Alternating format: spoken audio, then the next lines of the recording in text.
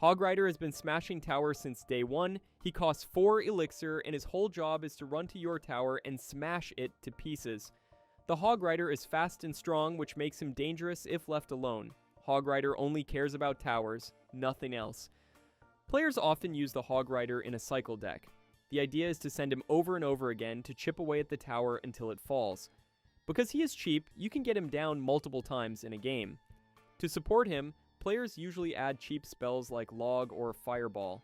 These help clear small troops that might distract or block him. Ice Spirit, Skeletons, or Musketeer are also common cards paired with him. Defending against Hog Rider can be tricky. Buildings like Cannon or Tesla are great counters because they pull him away from the tower. Swarm troops like Skeleton Army can also work, but only if you play them fast enough. If not, the Hog Rider might land a few strong hits before going down. Even then, just a couple of swings can change the game. Hog Rider is seen in many arenas and works for beginners and pros alike. His fast cycle and direct damage style make him one of the most reliable win conditions. He is simple to learn, but hard to master, which is why he has stayed popular for so long. The Goblin Barrel is a sneaky spell that has been frustrating players for years. It costs 3 elixir and works by throwing a barrel that lands on the enemy tower and spawns 3 goblins. These goblins start stabbing the tower right away. If you don't react instantly, those 3 little goblins will stab your tower so fast you'll wonder if your phone lagged. Goblin Barrel shines in decks that aim to chip away at the tower. Many players combine it with cards like Princess, Inferno Tower, or Log Bait decks. The whole idea is to force the opponent to waste their small spells on something else so that the Goblin Barrel can land safely. For example, you might use cards like Goblin Gang or Princess to bait out their Log or Zap. Once they use it, you throw the Goblin Barrel and they have nothing left to counter it. You need to be really fast if you want to defeat the Goblin Barrel. Spells like Log, Zap, or Arrows can clean it up easily if timed right. Cheap troops like Skeletons or Guards can also work, but you must place them at the right spot. Some skilled players even predict where the barrel will land and place their troop early. This is called prediction play, and it shows how sneaky you can get with it. Goblin Barrel may look like a simple card, but it is a pure nightmare. Losing half a tower to 3 tiny goblins feels unfair, which is why the card has always had a strong presence in the game. With practice, players learn to fake out their enemies with tricky barrel placements like throwing it to the side or in front of the tower. These tricks keep it annoying and deadly. Goblin Barrel has been trolling towers since the beginning, and somehow in 2025 it's still making players rage quit like its first day. The Miner is a very unique win condition. For just 3 elixir, it'll appear anywhere on your battlefield. Unlike other troops, he does not have to walk across the bridge. Instead, he digs underground and pops up exactly where you drop him. This makes him perfect for targeting the back of the tower or sniping support troops. Miner is most often used for chip damage. You send him to the enemy tower again and again while defending on your side with cheap cards. Many players use Miner with poison in a combo known as Miner Poison. You send the Miner to the tower and then place poison to cover the area. The poison kills defending troops while the Miner keeps hitting the tower. This combo is powerful and has been a big part of the game for years. Defending against Miner is all about quick reactions. You need to guess where the Miner will pop up and place your troops fast. Cards like Skeletons, Guards, or Bats are perfect for this. Some players even predict the Miner and pre-place their troop in the right spot. Playing Miner is a total mind game. Miner can sneak onto a princess in the back and take her out before she even moves. This kind of utility makes him more than just a win condition. He is also a control tool. Miner has been in Clash Royale for years and he is still strong. Miner isn't flashy, but he'll drive you insane by chipping your tower over and over until the game's done. The balloon is one of the scariest win conditions in Clash Royale. If it touches your tower, you're done. With its high damage per drop, a single balloon hit on your tower can completely shift the pace of the game. Costing 5 elixir, it is a high-risk, high-reward card. It moves slowly through the air and targets only buildings, but if it connects, the damage is devastating. On top of that, when it is destroyed, it drops a powerful death bomb that can clear out defending troops or still chip the tower. This always makes it scary when it drops. Balloon decks often revolve around building a strong push with tanks like Lava Hound, Giant, or even Miner. The idea is that the tank soaks up damage while the balloon floats straight toward the tower. Players usually back it up with spells like Freeze, Rage, or Arrows to make sure it connects at least once. Freeze Balloon is a classic strategy where the opponent's defenses are locked down while the balloon gets free hits on the tower. Rage Balloon, on the other hand, speeds up its slow movement and lets it deal damage faster. The balloon is one of those cards that makes you panic spam troops at the bridge because you know if it lands, your tower is basically gone. Cards like Tesla, Inferno Tower, and Tornado can stop it effectively. Air targeting troops like Minions, Mega Minion, and Musketeer are also reliable answers. However, if the defending player misplays even slightly, the balloon can sneak through and land a crushing blow. What makes the balloon such a strong win condition is the pressure it puts on the opponent. Even if it does not reach the tower, it makes them spend all their elixir, giving the balloon player a strong elixir advantage. In the right hands, balloon pushes are insane. The Royal Giant is a win condition that has gone through ups and downs in Clash Royale's history. Once seen as an overpowered card and later mocked for being weak, he has settled into a stable spot as one of the most consistent win conditions in the game. At 6 elixir, the Royal Giant is a tank that targets buildings from range. This means he starts shooting at enemy towers as soon as he walks up to the river, forcing the opponent to deal with him right away. The Royal Giant's biggest strength is his range. Unlike the Giant, he does not need to stand next to the tower to attack. This gives him an advantage against defensive buildings, since he can shoot from across the river and apply constant pressure. He is often paired with strong support cards like Fisherman, Electro Spirit, or Mother Witch to make sure he breaks through defenses. Spells like Lightning and Log are also common companions to clear out buildings or cheap swarms that would otherwise stop him. While his damage per shot is not as high as something like the balloon, his fast attack speed makes up for it. Over time, a Royal Giant can whittle down a tower surprisingly quickly, especially when played behind good defenses. He is not the flashiest win condition, but his ability to apply steady pressure and force responses makes him dangerous in almost any matchup. Counters to the Royal Giant include buildings like Cannon, Inferno Tower, and high DPS troops like Mini P.E.K.K.A. or Elite Barbarians. However, since the Royal Giant is ranged, he can often still get shots in, even when being distracted. This is what makes him reliable.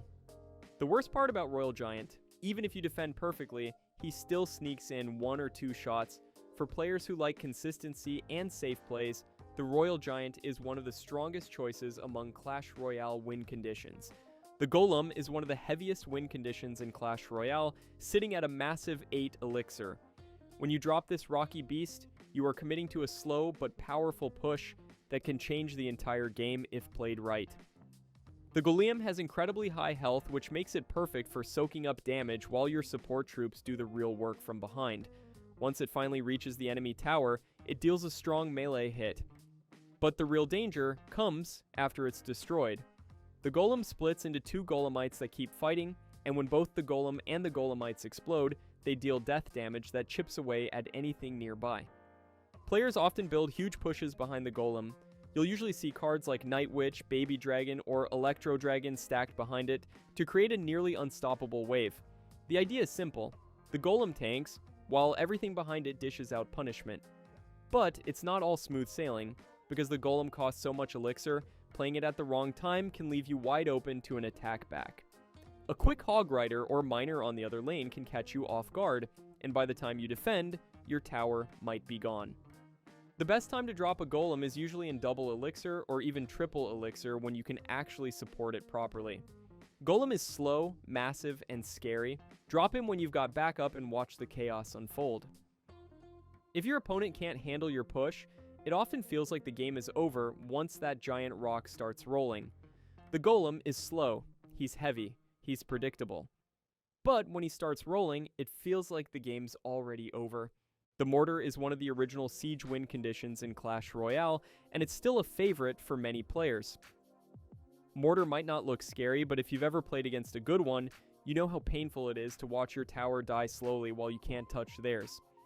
At just 4 elixir, this defensive building doubles as an offensive weapon that can chip away at enemy towers from a distance.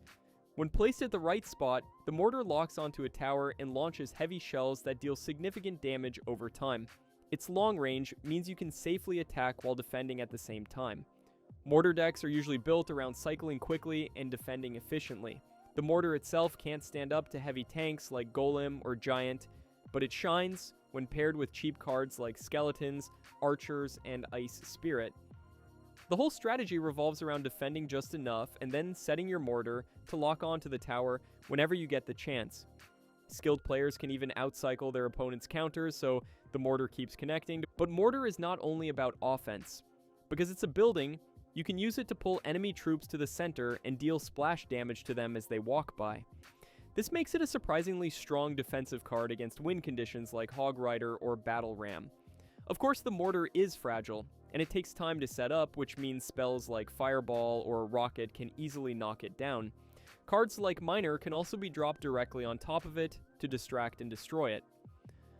What makes mortar decks so unique is the patience they demand. Unlike a big golem push that overwhelms everything, mortar players have to slowly chip away at towers controlling the tempo of the game. If you've ever played against a skilled mortar user, you know how frustrating it can be watching your tower health drop bit by bit while you struggle to break through their defense. That steady pressure is what makes mortar such a powerful win condition. The Goblin Drill is a newer win condition compared to classics like Hog Rider or Mortar, but it has quickly become a staple for players who love control-based decks. At 4 Elixir, the drill can be placed anywhere on the battlefield, and after a few seconds, it spawns goblins directly at that spot. Most of the time, players send it straight onto the enemy tower, where the spawned goblins start chipping away at the crown tower's health. What makes the Goblin Drill so effective is the unpredictability. Unlike buildings such as Mortar or Expo that have to be placed on your side, the drill goes right into enemy territory. It forces your opponent to react quickly or risk losing hundreds of hit points in seconds. Even if the drill is destroyed before it finishes drilling, goblins still pop out and keep attacking, making it a constant threat. Most drill decks are full of cheap, annoying cards that can support the drill push or punish the opponent on defense. You'll often see drill paired with cards like Fire Spirit, Bandit, or Magic Archer. A common strategy is to pressure with drill while holding a big spell like Fireball or Poison to deal with whatever defense your opponent uses. Because of this, drill decks thrive on steady chip damage rather than one huge blow. Of course, it's not unbeatable. Cards like Valkyrie, Bomber, or even Guards can stop the goblins before they do much. But because the drill can be placed anywhere, it's easy to change up your placements and keep your opponent guessing. Sometimes it goes on the tower, sometimes on the side, sometimes even in the back to set up a sneaky push. The Goblin Drill might not have the brute force of Golem or the range of Mortar, but its ability to pressure constantly and deal steady damage has cemented it as one of the most annoying yet effective win conditions in Clash Royale. The Wall Breakers might be one of the most underrated win conditions in Clash Royale, but anyone who has faced them knows just how scary they can be. At only 2 Elixir, you get 2 little skeletons running straight for the tower with explosive barrels in their hands. Their job is simple: blow up whatever they touch. If they connect, your tower will evaporate right before your eyes. The key with the Wall Breakers is that they force reactions. Opponents cannot ignore them, because if they do, it will cost them a chunk of their tower's health. That means they usually have to spend more Elixir to counter than what you spent to attack.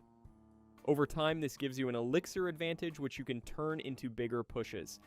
Players often pair Wall Breakers with cycle decks. Because they cost so little, you can get back to them quickly and keep the pressure going. Cards like Miner and Wall Breakers together create constant chip damage that slowly wears down towers. It is not about one big push, but rather small, repeated connections that eventually add up. Defensively, the Wall Breakers don't do much. They are too fragile and will die to almost anything before reaching their target. That is why their real strength comes from their speed and the surprise factor. Dropping them at the right time can catch an opponent off guard and force a mistake. In high-level play, Wall Breakers are all about patience and timing. You need to know when your opponent is low on Elixir or when their counter is out of cycle. At the end of the day, Wall Breakers are tiny terrorists.